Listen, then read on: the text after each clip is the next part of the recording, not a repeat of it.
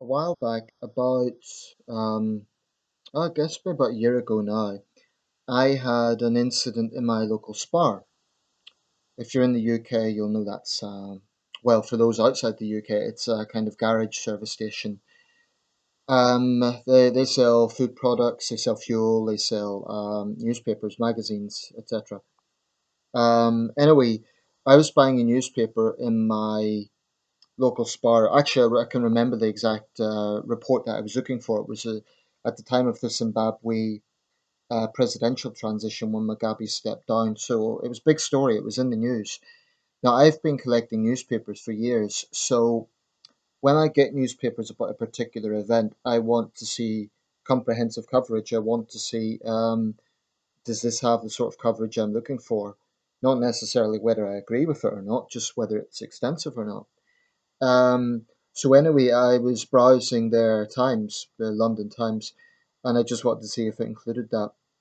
So this guy comes up to me, obviously a shop attendant, and very sarcastic sort of tones. He was like, "Mate, you're not really supposed to read that," and he kind of gave me a rebuke. It kind of took me aback because I wasn't expecting it. And ever since then, the guy's been a bit cold with me for no reason whatsoever. Now, here's the thing: I wasn't reading the paper cover to cover. I just wanted to see if the particular report I was looking for was in it. Particularly given that the Times is £1.80, it's on the more expensive end of newspapers. So I felt it was my right to see that that was there.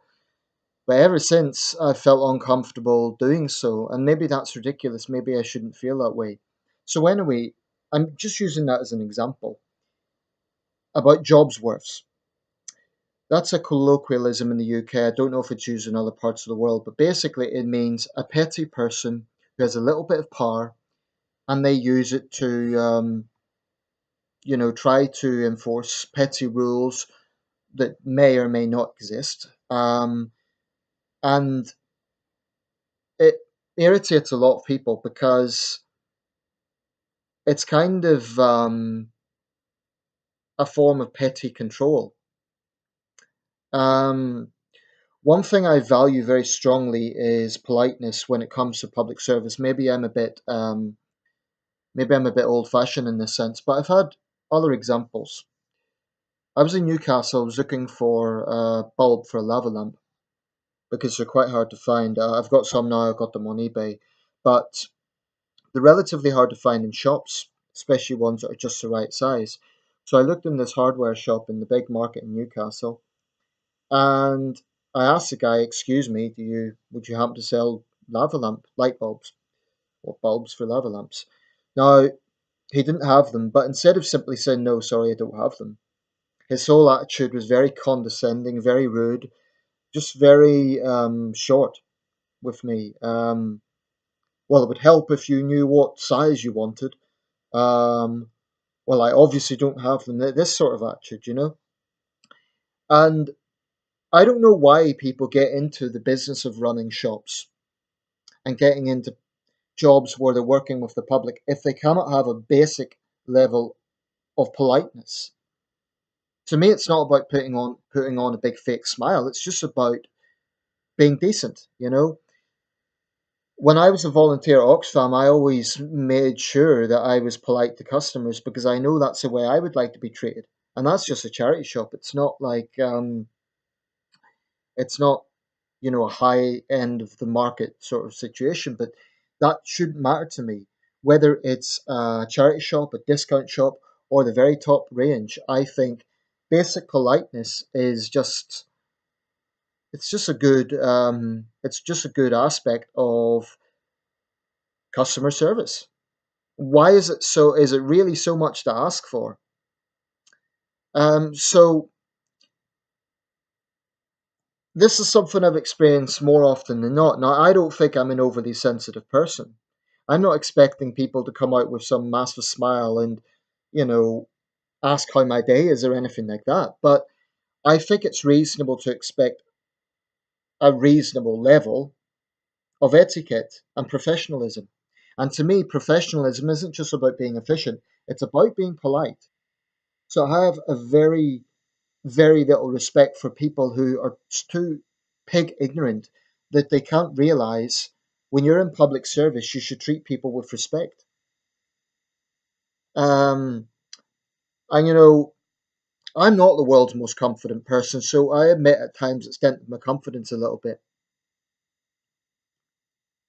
And that's unfortunate. But there are too many Jobsworths out there, petty people who have a little bit of power, and they think that gives them a right to be obnoxious and be controlling and tell people what to do. Now, if someone's flagrantly being disrespectful, that's a different matter. But when someone's simply asking a question, you know, there's really no need to treat people like that. And I've encountered these sort of Jobsworths a lot in my life. I know I'm not the only one. If I was ever running a business, I'd expect professionalism from my staff. And for me, that I would absolutely insist that they were polite to customers. Not that, I would be okay with them getting abused. It works both ways. You can get pretty obnoxious customers as well. But, there's just people out there, and whether they're making up for something that's lost in their life, whether they're trying to, I don't know what it is. You occasionally get it with security guards and other people who have some sort of responsibility. Now, don't get me wrong, they definitely do an important job, and there's times that their actions are completely justified. But there's other times you get petty people who are just enforcing, sometimes they're not even enforcing rules, they're just making them up as they go along. And, it's a stressful enough world as it is without some petty person making it more stressful. You go out you try to enjoy yourself, um, and someone just imposes themselves on you in this way. It pisses me off. So I'm going to challenge myself the next time I go to the Spar to get a newspaper. I'm going to justify him. I'm going to look at the back, and if he says anything, I'll be ready. And I'll say, well, actually, I'm not reading the newspaper cover to cover. I mean, this is trivial stuff. At least it should be trivial. But I'm anticipating, well, he's going to say something.